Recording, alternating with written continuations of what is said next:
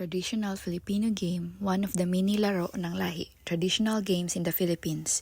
It is played between two teams and can be enjoyed by both children and adults. The game's origin are rooted in Filipino culture, fostering teamwork, agility, and strategic thinking.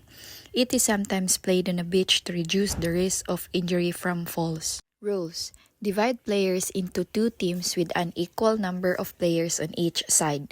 Establish two bases, one for each team, and a divided line between the territories. Capture the opposing team's base by touching it without being tagged. Assign at least one person to guard each base. Players can leave their base to attack the other team or to try to steal the base. If a player is tagged in the opponent's territory, they become a prisoner. Captured players stand at the opponent base. A teammate can free a prisoner by simply touching them. When a prisoner is freed, they and the person who freed them can return to their base. The game is won by the team that first touches the opponent's base or by the team that captures all opposing players and leaves their base undefeated.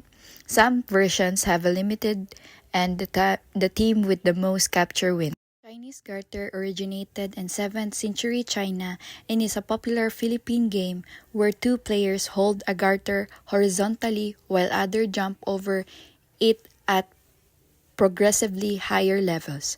The game requires players to have agility, balance, and coordination, as players are eliminated if they touch the garter or fail a jump.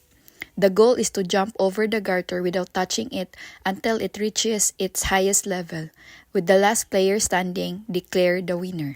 Rules: players are divided into two or more teams. Two players from one team stand opposite each other and hold the garter horizontally with their ankles. Players from the opposing team take turns jumping over the garter. The garter is raised higher after each successful round, typically starting at ankle height and going up to head height or higher. There are often around 10 levels. A player is eliminated if they touch the garter or fail to jump over it at a particular level. If a player fails to jump, another member of their team may have to jump and complete the missed level. The last player who can successfully jump the higher level wins. If all players fail at a certain level, the rules may switch. Dr. Quack Quack is a traditional game that has been passed down through generations of Filipino children. The game's name is a playful take on Quack Doctor, as the designated doctor must heal or entangle the mess created by the other players. Rules: all players except the one chosen as Dr. Quack Quack form a tight circle while holding hands. The players twist and entangle their bodies by stepping over or under each other's arms without ever letting go of their joint hands. The goal is to create the most complex human knot possible. Once the group is sufficiently tangled, they call out for the doctor by saying, "Dr. Quack Quack, please help us." The doctor must then try to direct players to untangle themselves and return to the original circle configuration. The hands of the player must remain linked throughout this process. The round ends when the doctor is successfully untangled. The game can have two outcomes depending on the variation. The doctor wins and a new round begins. After successfully untangling the group, the doctor breaks the final pair of hands. This signals that everyone should run away while the doctor tries to tag someone. The first person caught becomes the new Dr. Quack Quack. Luksong Baka originated in the province of Bulacan, Philippines. The name translates to jump over the cow. It is a childhood pastime that helps develop physical skills like agility, mobility, flexibility, and strength. Rules: a maximum of 3 players is needed, with a maximum of around 10 participants. One player is designated as the baka cow and starts by crouching with their hands on their knees. Other players take turns jumping over the baka player. After each successful jump, the baka players stand up a little higher, making the subsequent jump more challenging.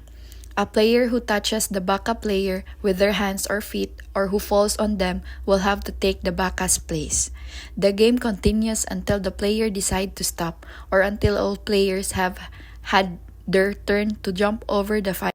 Sleeper mannequin is a term for a group of traditional Filipino games, not a single established activity with no universal history or rules.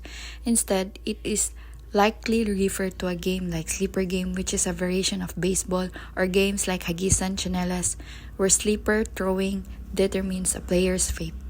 Labay Chanelas is a traditional larong Pinoy that originated in rural communities where children played outdoors using simple materials like sleepers, chanelas. The word labay means to throw or toss, so the game literally means throwing sleepers. It was created by Filipino children as a fun and competitive way to test accuracy, distance, and skill, usually played on dirt roads or open yards. Rules: usually played by 2 or more players. Each player needs 1 sleeper chanelas. Open flat ground. To throw your sleeper as close as possible to a target line or object without going over it. Draw a starting line on the ground.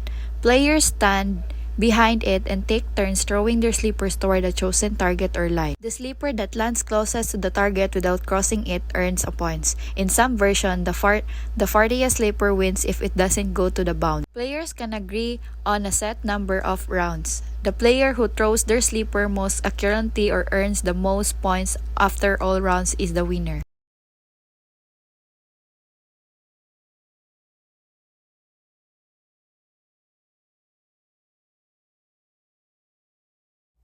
Ice Water is a popular children's game in the Philippines.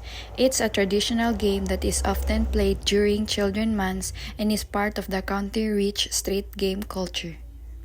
The player tries to tag all other players to freeze them. When the player tags someone, that person must freeze in place. A player who is not frozen can unfreeze a teammate by tapping them and shouting water. The game ends when the eighth player has frozen everyone. All players then quickly perform a Viva Sit while making a peace sign. The last person to complete this becomes the new it. Tumbang bahay, often confused with tumbang preso, is a traditional larong Pinoy that uses sleepers, chanelas, and a small can or object representing a house. It originated in Filipino neighborhoods where children played outdoors using simple materials they could find at home. Rules: at 3 or more players. One player becomes the bantay guard and the other are throwers. The goal is to knock down the bahay using sleepers and get your sleepers back before the guard tags you. The bahay is placed upright in the center of the play area. The bantay stands near the bahay to guard it. The throwers take turns throwing their sleepers to knock it down. If a player knocks it down, everyone rushes to get their sleepers while the guard puts the bahay back upward. If the guard tags a player before they get their sleepers or while the bahay is upright, the player becomes the next guard. The game continues with laughter, chasing, and teamwork. Players win when they successfully knock down the bahay and retrieve their sleepers without being tagged. The guard wins if they tag a player while the bahay is still standing. Sleeper X is a modern variation of traditional Filipino sleeper games, inspired by classic larong Pinoy such as tumbang preso and tumbang bahay. It is called Sleeper X because the sleeper chanelas are arranged in an X shape on the ground. The game became popular among Filipino children in the late 20th century as a fun, simple, and active outdoor game that requires accuracy, teamwork, and speed. Rules: usually played by 3 to 6 players. 1 players act as the bantay guard and the other throwers. 4 sleepers arranged in an X shape cross in the center.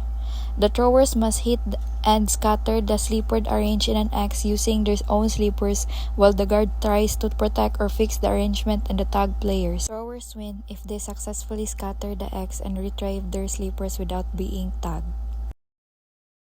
Luksong Tinik is a traditional Philippine game of jumping over a thicket of hands and feet, which originated in Cabanatuan, Nueva Ecija.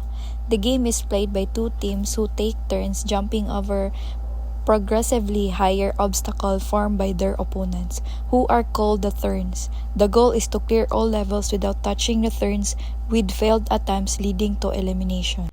Players have a set number of tries to jump over each level. If a player fails to clear an obstacle after their allocated attempts, they are eliminated. An eliminated player's team may also be eliminated if all members fail. The last team with a player remaining is the winner.